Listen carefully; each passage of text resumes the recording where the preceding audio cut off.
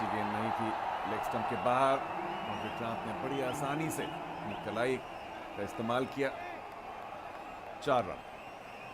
यह बहुत ज़रूरी है कि आप सही लंबाई पे सही दिशा पे गेंदबाजी करें वरुण बडोला, क्योंकि थोड़ा भी दिशा से भटकेंगे। विक्रांत ऐसे बल्लेबाज हैं जो कि हावी हो सकते हैं, और वही किया उन्होंने।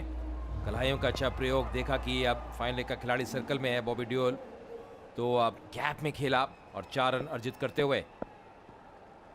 विक्रांत को खामोश रखना इतना आसान नहीं किसी भी गेंदबाज के लिए, और इस बार कदमों का इस्तेमाल करके आ गया है। यहाँ पे मौका हो सकता है, और ऊपर से जाती हुई गेंद, बढ़िया गेंदबाजी, अच्छी वापसी वरुण द्वारा।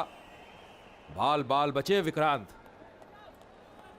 जी हाँ, पहली बार ये कहना होगा कि जो ये योजना है कि 30 गज के दायरे के कुछ 5-6 गज अंदर रहे क्षेत्र रक्षक, वो चली नहीं, क्योंकि अगर थोड़ा सा बाहर रहते इस बार तो बड़ी आसानी से कैच ले सकते थे, लेकिन पीछे हिलना इतना आसान नहीं। अच्छी डाइव की थी राजा ने।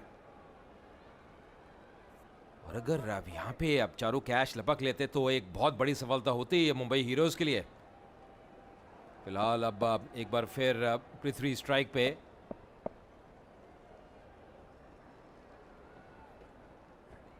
बढ़िया गेंद, अच्छी मूवमेंट प्रदान होती हुई वरुण बडोला को। चकमा दिया बल्लेबाज को, ज्यादा समझ नहीं पाए थे, पढ़ नहीं पाए थे पृथ्वी। टप्पा खाने के बाद अच्छी तरह से बाहर निकलते हुए गेंद वरुण बडोला की। मुझे लगता है कि यह दबाव इस वक्त थोड़ा सा और बढ़ा लेना चाहिए, अगर एक दो और खिलाड़ी अंदर आ जाएं, पृथ्वी के लिए खासतौर से, विक्रांत के लिए नहीं। शायद स्लिप। इस बार बहुत ही बढ़िया एफर्ट, कभी भी आसान रहता नहीं। फॉलो थ्रू पे लपकते हुए उस गेंद को रोका। वरुण बडोला ने प्रयास तो बहुत अच्छा किया, लेकिन उसकी वजह से थोड़ा सा लंगड़ाते हुए वो भी चोटग्रस्त हैं।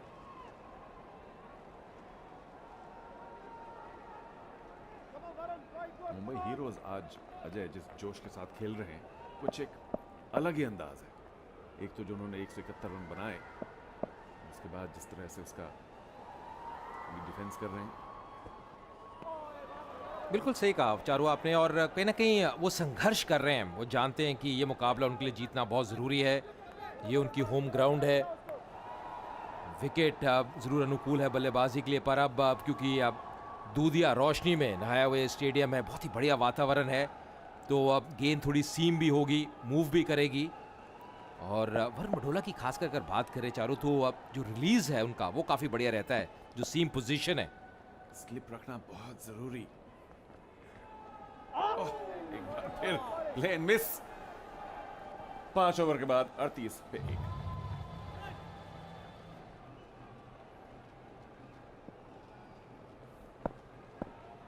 तो 5 ओवर की समाप्ति के बाद 38 पे 1 चेन्नई राइनोज।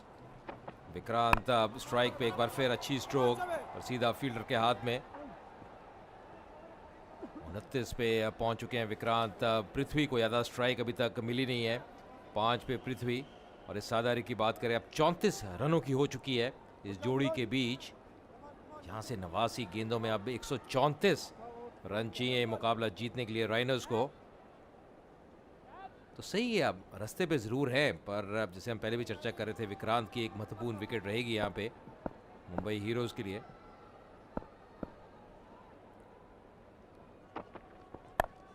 इस बार उठा के खेला, खिलाड़ी टीम में तैनात, पर 4 रन मिलेंगे। बहुत ही जबरदस्त प्लेसमेंट कहना होगा विक्रांत द्वारा, और मात्र गेंद को दिशा प्रदान करते हुए।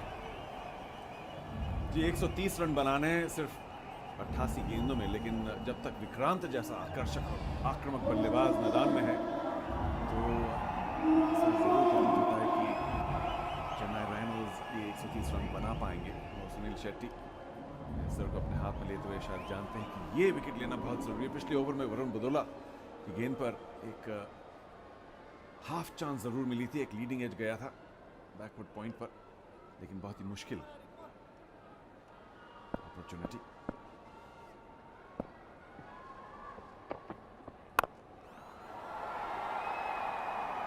और लगभग उसी दिशा में एक बार फिर खेलते हुए यहाँ पे आदित्य को एक चीज़ जो करनी होगी कि ज़्यादा रूम नहीं देना होगा बल्लेबाज को, और जब भी आप रूम देंगे, क्योंकि विकेट पे अच्छा उछाल है, उसका फ़ायदा, उसका लाभ बल्लेबाज ज़रूर उठाएगा, तो जितनी विकेट टू विकेट गेंदबाजी करेंगे उतना बेहतर रहेगा। फील्ड रिस्ट्रिक्शंस का ये आखिरी ओवर है और मुंबई हीरोज के लिए बहुत महत्वपूर्ण कि पृथ्वी को जितना हो सके स्ट्राइक पर रखें और विक्रांत को नॉन स्ट्राइकर पर। सीधे बल्ले से खेलते हुए पृथ्वी अब दौड़ लिए थे, बहुत ही बढ़िया प्रयास मिड ऑफ क्षेत्र से। शायद पृथ्वी भी ये बात जानते हैं कि जितना जल्दी हो सके एक रन लेके विक्रांत को स्ट्राइक दें। अच्छा खेला उन्होंने, सीधे बल्ले से।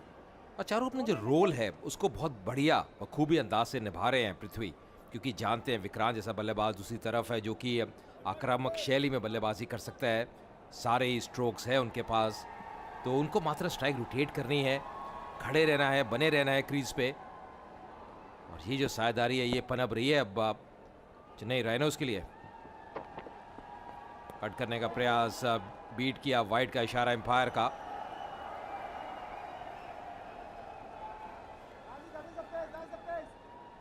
जी आदित्य एक बार फिर गति पर फोकस कर रहे हैं और नियंत्रण पर नहीं, क्योंकि जितनी तेज गेंद आती है अगर उस पर नियंत्रण ना हो तो उतनी तेजी से बाउंड्री की तरफ भी जाती है, जैसे विक्रांत ने दर्शाया है।